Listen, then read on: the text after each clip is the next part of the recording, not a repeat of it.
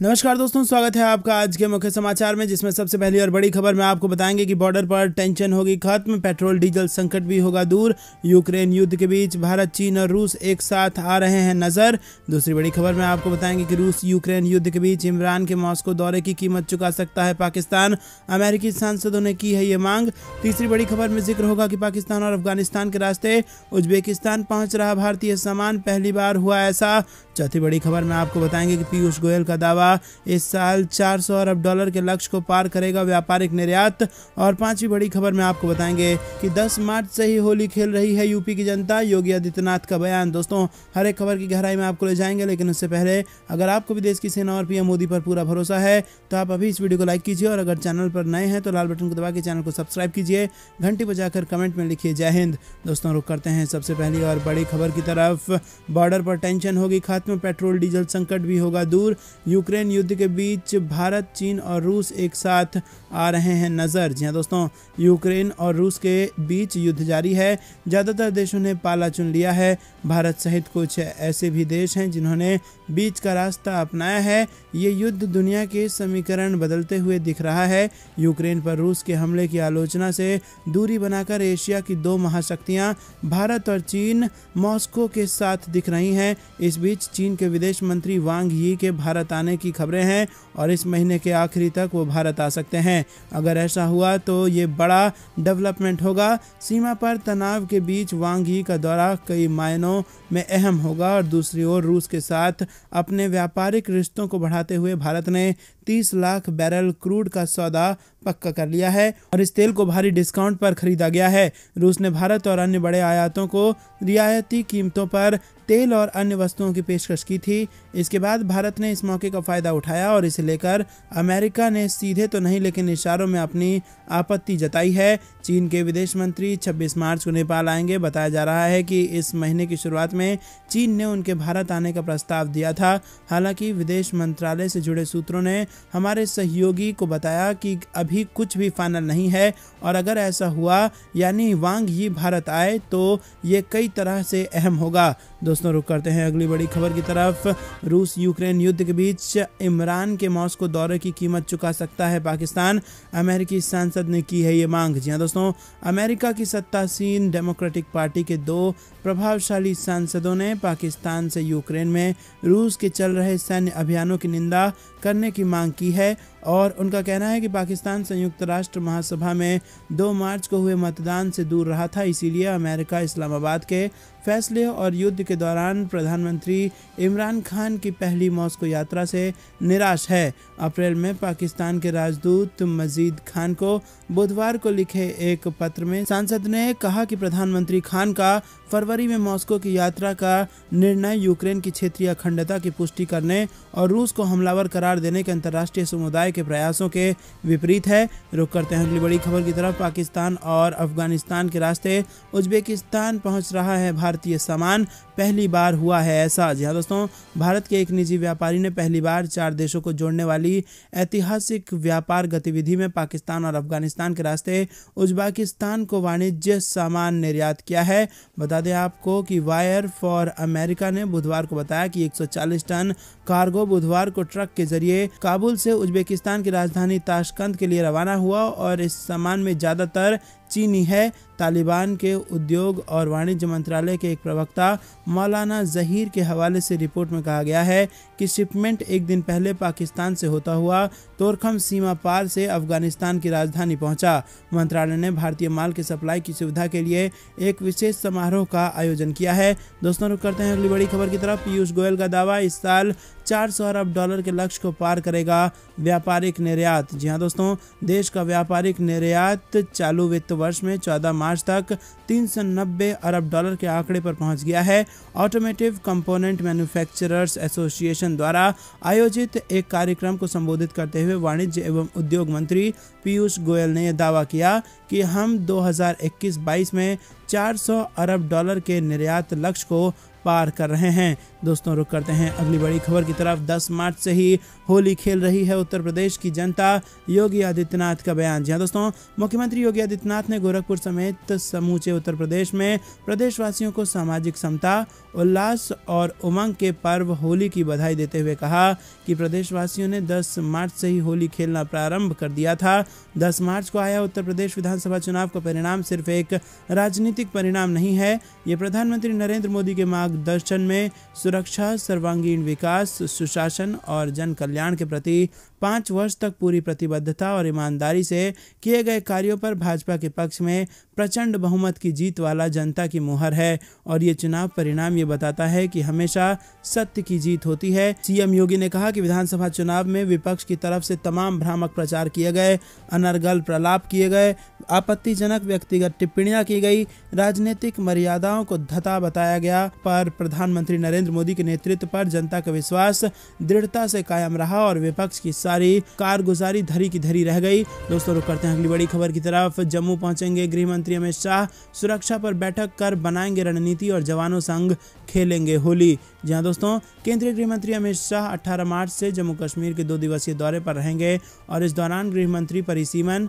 अमरनाथ यात्रा और प्रस्तावित विधानसभा चुनावों के मद्देनजर सुरक्षा परिदृश्य की समीक्षा कर दिशा निर्देश देंगे। आगामी कुछ महीने सुरक्षा की दृष्टि से बेहद महत्वपूर्ण है। ऐसे में 19 मार्च को सीआरपीएफ के 83वें स्थापना दिवस समारोह में हिस्सा लेने आ रहे अमित शाह सुरक्षा एजेंसियों के साथ रणनीति तय करेंगे। जानकारी के अनुसार दोपहर बाद जम्मू पहुंचेंगे और इसके बाद सुरक्षा को लेकर एक उच्च स्तरीय बैठक करेंगे। इस बैठक में खुफिया एजेंसियां, सेना, पुलिस, सीआरपीएफ समेत तमाम सुरक्षा एजेंसियों के उच्च अधिकारी शिरकत करेंगे। सुरक्षा एजेंसियों के बड़े अधिकारी इस बैठक में हिस्सा लेंगे और आगामी अमरनाथ यात्रा को लेकर सुरक्षा पर मंथन करेंगे।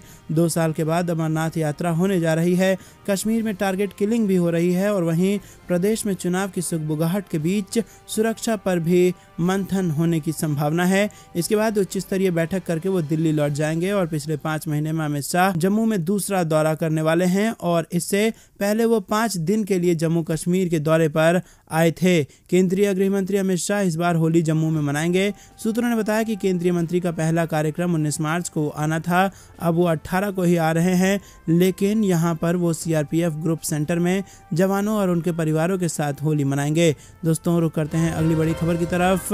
विदेश मंत्रालय की चेतावनी, भारत विरोधी गतिविधियों और आतंक में शामिल रहने वालों को ना दे बढ़ावा। जी हाँ दोस्तों, आपको बता दें कि भारत ने अगले हफ्ते इस्लामाबाद में होने वाली इस्लामिक सहयोग संगठन की बैठक में भाग लेने के लिए हुर्रियत कॉन्फ्रेंस को न्योता मिलने के मुद्दे पर नाराजगी जाहिर की है।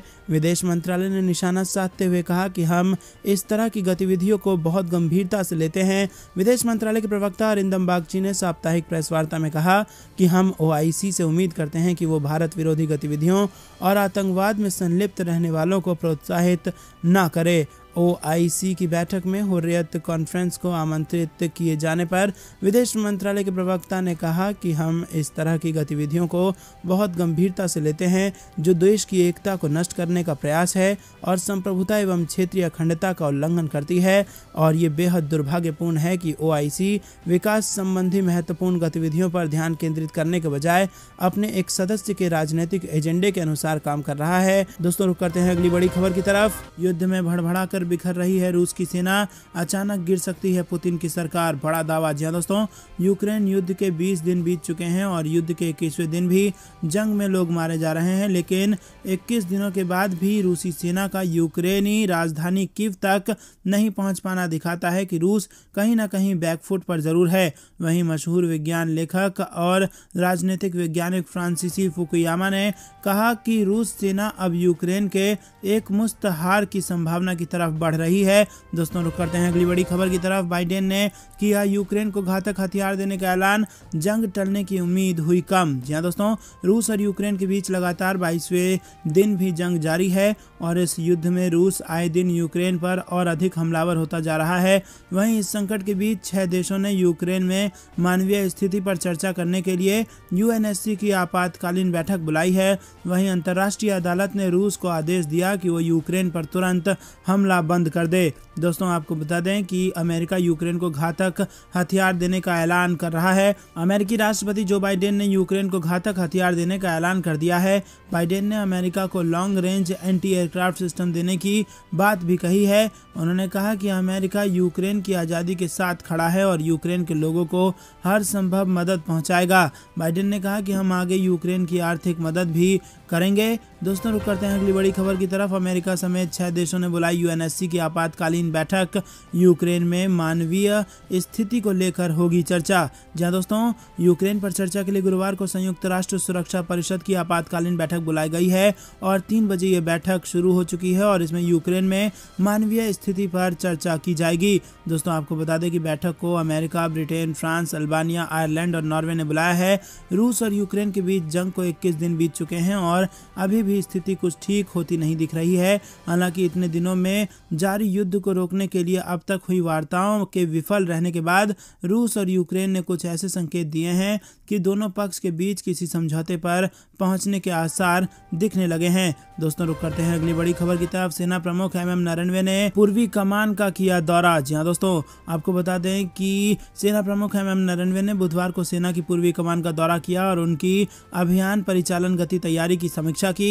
पूर्वी कमान सिक्किम और अरुणाचल प्रदेश सेक्टर में वास्तविक नियंत्रण रेखा की निगरानी करती है और इसका मुख्यालय कोलकाता में है। सेना ने ट्वीट किया कि सेना प्रमुख जनरल नरवणे ने पूर्वी कमान मुख्यालय का दौरा किया है एवं अभियान परिचालन गति तैयारी की समीक्षा की है। सेना प्रमुख ने कमांडरों से बातचीत की और ड्यूटी के प्रति पेशेवर अंदाज के उच्च मापदंड एवं समर्पण को लेकर उनकी तारीफ की। दोस्तों रुक करते हैं अगली बड़ी खबर की तरफ। प्रचंड बहुमत देने वाली यूपी की जनता को रिटर्न गिफ्ट देगी भाजपा, ये है नया प्लान। जी हां दोस्तों भाजपा ने प्रचंड बहुमत देने वाली उत्तर प्रदेश की जनता को रिटर्न गिफ्ट देने की तैयारी कर ली है।